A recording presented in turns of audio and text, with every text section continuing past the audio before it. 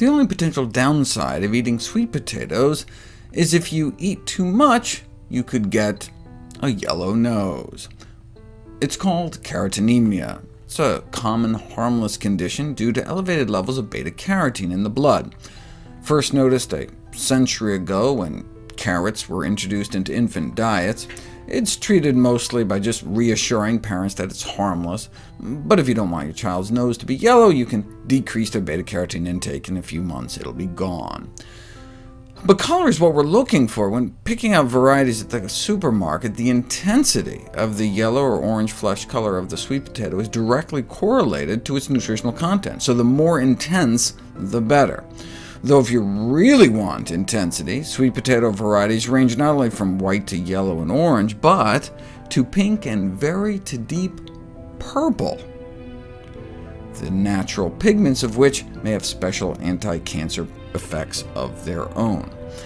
What's the best way to cook sweet potatoes? Boiling may actually best retain the antioxidant power of sweet potatoes compared to roasting and steaming.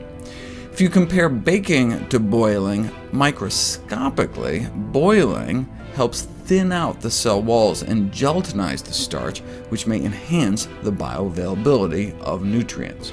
While at the same time the glycemic index of boiled sweet potatoes was found to be only about half that of baking or roasting, so boiled gives one less of a blood sugar spike.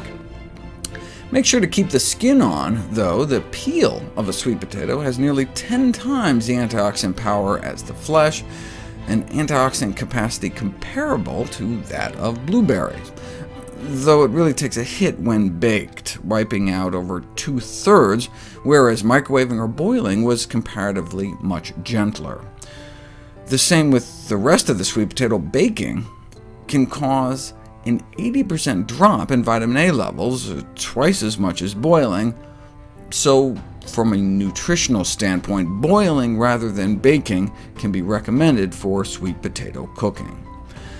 Boiling may be best, but sweet potatoes are so incredibly healthy, the best way to prepare them is whichever way will get you to eat the most of them, with the exception of deep frying, which can lead to the formation of acrylamide, a potential human carcinogen.